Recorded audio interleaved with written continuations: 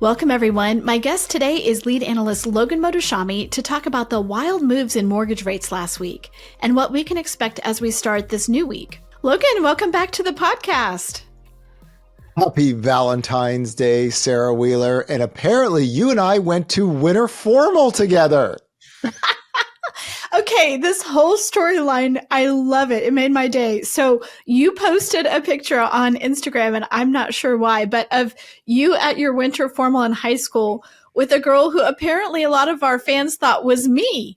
They're like, oh, she looks like Sarah. Is that Sarah? Which just made my day. So the backstory here is that by the time you were in high school, I was married and had at least 2 kids. I think I was probably pregnant with my 3rd child during that time. So, me dating a high schooler would probably, be problematic for many reasons. So you had people saying stuff. I had people screenshotting and being like, is this you? And I was like, no, it's not me. Hilarious. I love it. We have the best fans. I encourage everyone, anybody who's listening to this, if you have an Instagram account, follow me is just my name. We do 24/7 live videos. We have 500,000 people there each month. We talk about economics daily, but we also have a lot of humor and good interactions. And of course, we did a happy Valentine's Day to all the doomers because the New York federal credit data came out again. And we try to make it as fun as possible on there in a subject that tends to be traditionally very boring. Absolutely. No, you are definitely worth a follow. And also, you post all the time, so, everybody can stay up on the news as well. So, okay, well, we have a lot to talk about. Huge week for mortgage rates. Tell us what's going on. Probably the most interesting week in recent history. It was a whiplash on the 10-year yield. And again, for all of us, especially now, it's Valentine's Day on Friday, slow dance, right? Slow dance between the 10-year yield and 30-year mortgage rates since 1971. Mortgage rates go back way back then, but I just use that data because it shows the curve of the late 70s and then the downdraft in the 80s and 90s and 2000. The bond market had a kind of a wild week to reports. So first of all, there was the CPI inflation data that we've talked about. It tends to be hotter early on in the year. Bond market went vertically up right after that report. Then we have people talking about rate hikes and no, it's 8% mortgage rates, terrible, all that stuff. The next day, the PPI inflation comes out, and it was hotter than estimates. And then it was also revised hotter before. And yet the 10-year yield has a waterfall move lower because the subcomponents of the PPI inflation data was that goes into the PC inflation, which is the main thing the Fed tracks. That came in a lot cooler. So that happened. So again, violent reactions to headlines, fidgety trade fingers, bond traders are just running off this stuff. Then retail sales came out Friday morning. Missed estimates badly. You could say there's some weather impact. You could say traditionally you see a little bit of a decline after Christmas, but this was noticeable. Waterfall dive. Mortgage rates under 7% again. So if we're at that stage where every headline is going to get this, it just becomes a kind of a whiplash type of marketplace. I think that's such a great point. And if you're out there running a mortgage business and you're trying to, do you lock, do you not lock? Do you tell people, how are you advising clients right now in this environment? It's funny because people like ask me, should I lock the rates? Like I never floated anyone when I was at LO. I just, you're asking the wrong person. We do have a mortgage daily center at HousingWire.com. Then also we talk about this on YouTube in the mornings as well. I try to give the best analysis with the reality of what the data is showing. And you're starting to get some wild moves. Whenever you get these wild moves off headlines, it's usually at a top or a bottom. And the forecast for 2025, 10-year yield peak is around 470. For us to get above there, you really need economic growth. You need the dollar to get stronger, and you need inflation to really pick up. However, the best part of this week for me was that the dollar is heading lower, right? So I know it's not everyone's gig here, but the US dollar getting back in its trading range, to me, is the number one thing to try to get rates lower, because we can't have the dollar rise up and bond yields rise up with it. And I was, out of all the things that happened this week, the dollar trading underneath 100, I was like, yes, I was giddy about that. Okay, so looking at all of the news that you just recapped, all of the things that happened, the reports, what's happening, the dollar, all that. What's the takeaway on what to expect this week? That this goes live on Monday morning. So jobs week is going to matter more and more, but let's keep an eye on jobless claims, because now what we talked about, what Kevin Hassett, the White House counsel, talked about, he wanted higher labor supply and weaker aggregate demand. Okay. So again, confusing to a lot of people, but that's kind of what Jerome Powell was talking about. Just running off the numbers that I'm seeing right now, 200,000 federal workers have been fired this week. 75,000 have been taking those buyouts. If you look at jobless claims in the District of Columbia or DC, you can see it spiking already. The only thing about that is that there's over 162 million people working. So it's a tiny sliver, but the jobless claims data should actually start picking up some of these weakness tied to these. And again, these are one-off fires. And then, if they can find a job, they can find a job. But just to give people some scope on this, because I know a lot of people are just saying, okay, we're gonna push the unemployment rate higher. We're gonna lay off all the federal workers, and that should bring bond yields out. In theory, that would actually work, but it's not. Context is key, right? The sharpest move we saw this week is when retail sales missed estimates out there. So economic data matters more. So I totally get that. When I think about the HUD cuts, right? So they announced that they were, they haven't formally announced, but we heard that they are going to cut 50% of HUD's workforce. So you think, oh, that's DC, except I think about all the housing counseling agencies throughout the country that, like, who are they talking to? Or the Section 8 housing, or I feel like a department like HUD that has, just like NIH, right? It has local implications all over the country, and we don't really know what that's going to look like yet. So with the notion of, for example, if you said, Logan, we have to defeat inflation, what would you do? I mean, first thing, if you really wanted to defeat inflation, you cut government spending and then you raise taxes.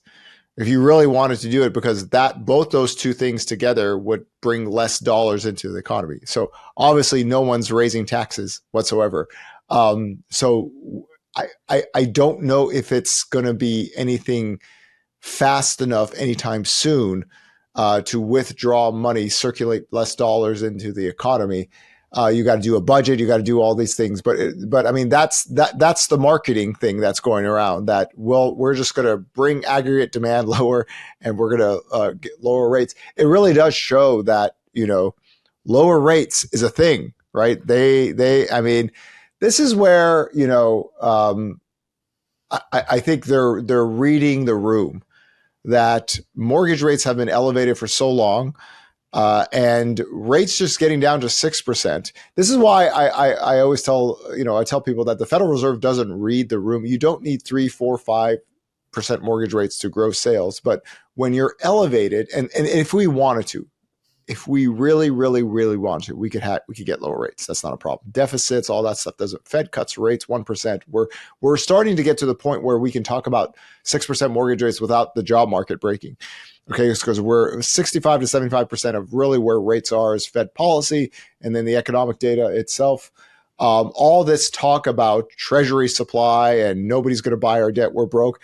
Guys, you got to stop listening to those people, because a lot of people said in 2023, there's nobody that will ever buy the 10-year yield because we're broke at 5%. You're crazy. And we had a unbelievable sharp move toward 3.62% on 10 years. We are the only we're not an insolvent country. There are clowns running out there that keep on saying this. We are the wealthiest, most powerful country in the world. We're going to be treated as such. Mexico and Canada aren't going to have better bond markets than us, or China or Europe or anything. But in this context, it does look like the marketing push is, well, we're going to reduce government spendings, we're going to reduce government workers. If that makes the labor market softer, that's the supply that Kevin Hassett, the White House counsel chief, was talking about. And then demand gets lower, rates will go down. That's the marketing game plan I'm seeing after everything we've read. So we'll see if that's effective. But right now, for this Friday morning, we had a waterfall dive. Why? Because retail sales missed, right? We look at and we track economic cycles because we do waves, right, for forecasting on the 10-year yield. We don't target mortgage rates, and we track this stuff religiously. That's the proper way to do this. This is also something that very, very, very tiny amount of people on planet Earth want to do because it's gritty work. But for now, with the forecast for 2025, everything looks about right. We're still elevated with rates, even though the growth rate of inflation, like we're going to get the PCE inflation report toward the end of this month, and it's going to have another 2 handle again. And if inflation was the main driver of rates, we would have much lower rates right now today. But it's the labor market, it's the economy, and the Federal Reserve has constantly said, if things start to get weaker, we'll act more. Right. So don't put all the eggs basket on, we're broke as a country, rates are going to go higher or anything. The Fed's going to raise rates. This same thing happened last year. Last year, the CPI inflation data was hot early on. People are talking about higher rates. We're broke. We have to do this. And then all of a sudden, the economic data got weaker. Boom, 10-year yield went all the way, broke through the Hodor line, right? Broke through that level. And then the economic data got better. And just think of it as flows, right? Flows with economic data, Fed policy. It starts to make more sense that way. When you think about the labor market, when you write up the labor report, you're always looking at what is the education level of the people who are losing their jobs. And over the last couple of years, except for when a lot of tech people were losing their jobs, the biggest, unfortunately, the people who lose their jobs the most are people without a high school diploma or without any college. In this situation where there's a lot of people being laid off, say NIH staffers or people from different government, that's not your typical, these are professionals. These might be people who are homeowners, or they might be potential home buyers in a different way than what we normally see when we have a bunch of unemployment, correct? The unemployment rate for college-educated Americans actually has been rising recently. The unemployment rate for high school people that didn't finish high school was at 7% in August of 2024. Now it's down to 5.2%. The thing is that once you file for jobless claims, it really is if you can find work. I'm assuming that the Fed is still looking at the job openings data being as big as it is, as saying that the labor market still can handle this. However, with that said, Jerome Powell himself talked about, well, if you have a job, it's fine. But if you're looking for a job, okay, if you're looking for a job, that's one thing. But if you got laid off, then you're looking for work. The continuing claims data should go higher. So what I did is I just took the continuing claims and jobless claims of DC, and it's been rising for some time now. That's going to increase. The question is that big enough, right? Is that big enough to move the needle? Because retail sales missing, okay, 10-year yield fell down. So it's something we'll track. It's something new. Right, that this is a new part of the economic cycle where we're targeting unemployment, we're targeting people to lose their jobs. So we'll see how it works. It's going to be, of course, regional to the DC area, but in bigger context, it's really the whole macro U.S. story that matters. And I think a lot of people took the Kevin Hassett statement the wrong way. They said, "Oh, they're actively pursuing a recession to bring rates lower." No, I mean, it's the same thing Jerome Powell talked about. Now, I would argue that the Fed was actually forecasting a recession in 2023 with their unemployment rate target being at 4.6%. But in here, it looks like let's just focus on federal workers, and it doesn't matter how much jobs they lose because we're putting it out that this doesn't matter in the bigger economy. We're going to reduce the government footprint. Okay, totally different things that we've been dealing with for decades, but we have to track it. We'll see what happens. But to me, that's going to be more of a regional issue than a national thing.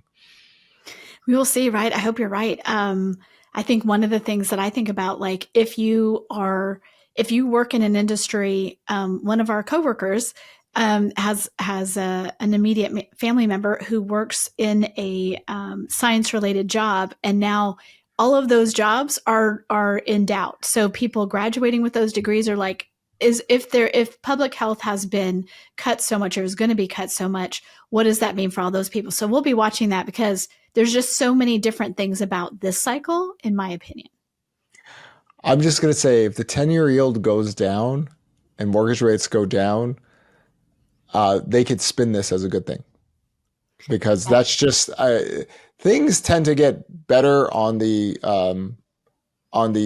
confidence data when mortgage rates fall. Because remember, housing is, even though it's new home sales and construction jobs that matter to the economic cycle, just general people housing, right? It's the big purchase for everyone in their lives.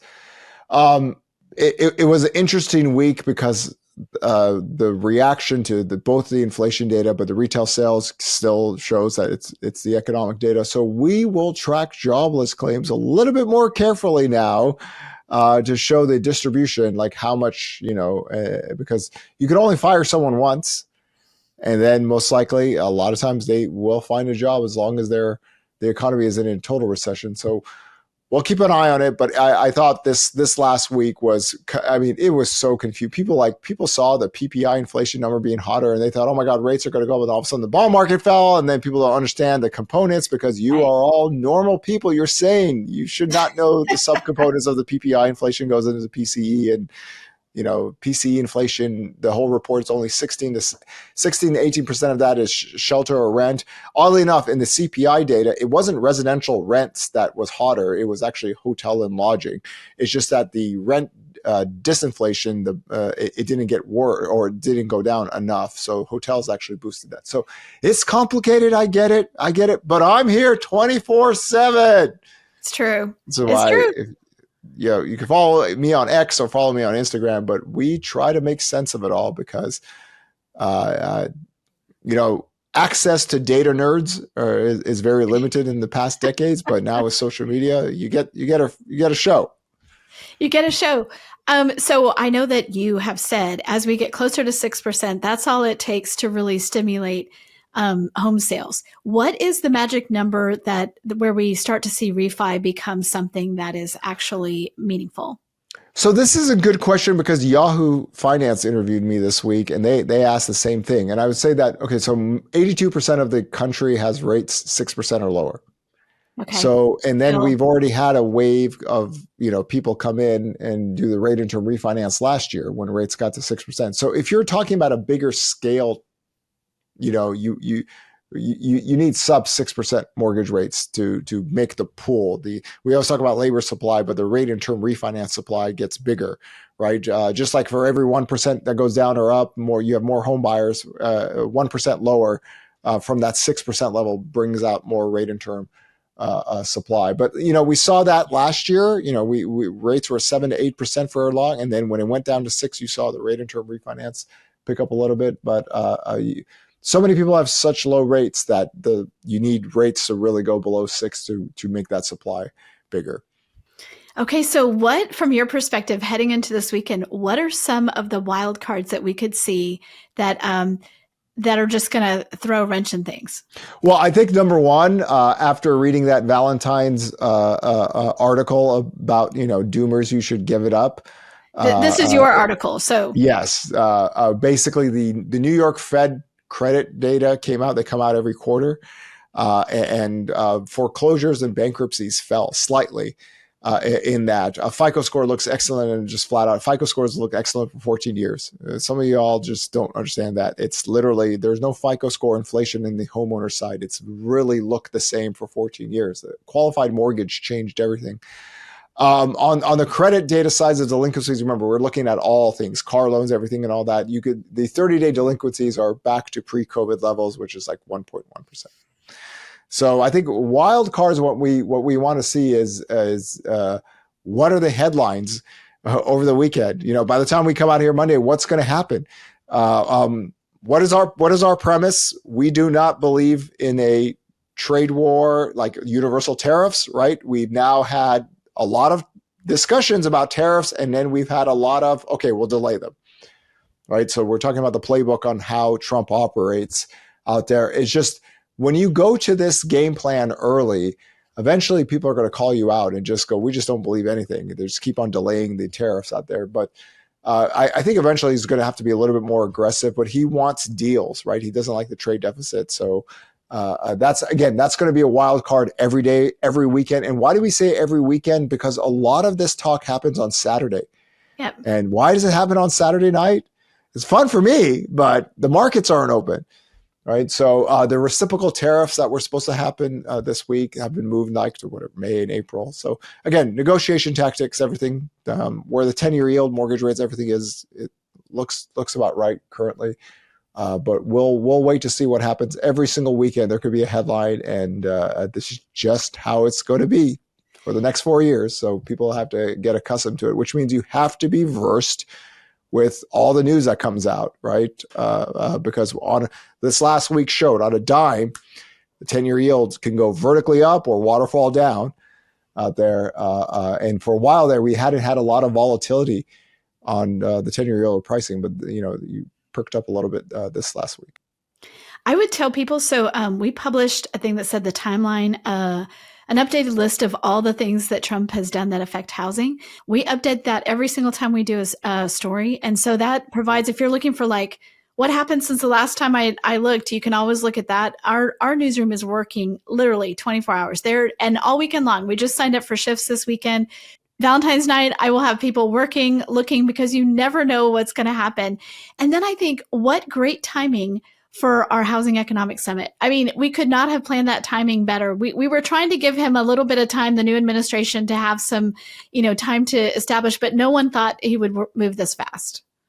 And by the time that conference happens, we'll have a good picture of spring with our weekly data. Again, we're months ahead of everyone else, but it's not fair. So I was dealing with a housing bubble boy today, and he's like, inventory is skyrocketing. And then I just do we call it color crayon charts. For those that actually see my live presentation, we call it crayon economics. Like you just, even if you're a child and you can't read, you could still just look at those lines and go, that does not look like massive inventory piling up. But we could kind of see, how does the weekly data look? Price cut percentages. I'm a little bit lower on the price forecast than a lot of people because I'm using the models that we use, and rates being elevated as it is can allow inventory to grow. So we get a good picture of that in the macroeconomic background. It's just there's so much more variables this year going into spring than the last 2 years that we'll try to make sense of it all. And we're going to have a host of economists and DC people and mortgage market capital people to just kind of go over this. Yeah, that's 12 days from now. And by the time this comes out, it's going to be like less than 10 days. So if you are not there and you're like, I got to be there, I got to tell you, you do have to be there. I was on a call yesterday with Bill Kilmer, Jeb Mason, about the wild cards for this economy. Listen, you guys need to be there. So Logan, thank you so much for being on. Thank you for being on Saturday night at like 1 a.m. We need that. So I appreciate you doing it so I don't have to. Yes. Do you remember what music you were listening to in the early 1990s? No, I was pregnant and had little kids. I had 4 kids in 6 years. I had my whole fade haircut. It was like Kid and Play because I was a basketball player, and it looked like a Russian hat. But yeah, it was funny. 1990s were great, man. The 90s were just awesome. They were awesome. Okay, Logan, we'll talk soon. Thank you so much.